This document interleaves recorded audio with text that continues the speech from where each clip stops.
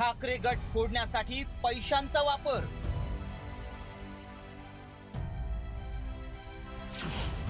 संसदेत बहुमतासाठी भाजपकडून घोडेबाजार।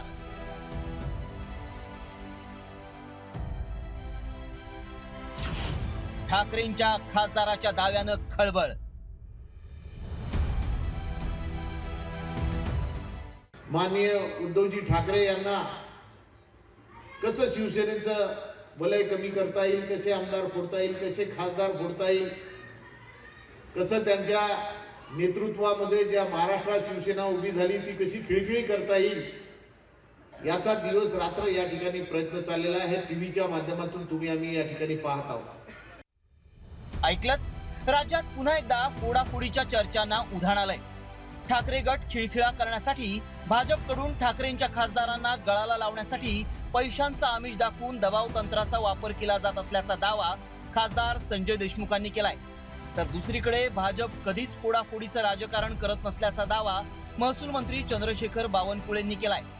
अनेक दबाव तंत्राचा वापर चाललेला, पैशाचे आमिष दाखवून राहिलेले आहे, वेगवेगळ्या प्रकारे युक्त्या लढवल्या जात आहे आणि हिंदू हृदय सम्राट वंदनीय बाळासाहेब ठाकरे यांचे पुत्र माननीय उद्धवजी ठाकरे यांना कसं शिवसेनेचं वलय कमी करता येईल, कसे आमदार फोडता येईल, कसे खासदार फोडता येईल। आम्ही कधीही असा उन्मत्त काम करणार नाही। आम्ही कधी फोडाफोडीचं राजकारण कधीच केलं नाही।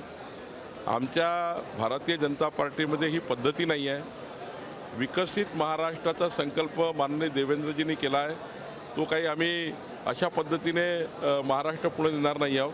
पण आमच्या पक्षामध्ये जबरदस्तीने त्या ठिकाणी आमच्याकडे काही स्पेस आहे म्हणून आम्हाला या ठिकाणी या असं कधी म्हणत नाही।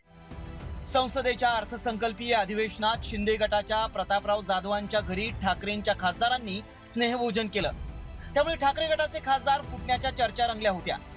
आता भाजपलाही केंद्रात इतर पक्षांच्या खासदारांना गळाला लावण्याची आवश्यकता का वाटते, पाहूयात। केंद्र सरकार नितीश कुमार आणि चंद्राबाबूंच्या टेकूवर उभं आहे। एकनाथ शिंदेकडेही 7 खासदारांचं संख्याबळ आहे, त्यामुळे शिंदेकडून दबावाचं राजकारण सुरू आहे। ठाकरे गटाकडे 8 खासदारांचं संख्याबळ आहे। ठाकरेंचे खासदार गळाला लागल्यास शिंदेची बार्गेनिंग पॉवर आणखी कमी होण्याची शक्यता आहे।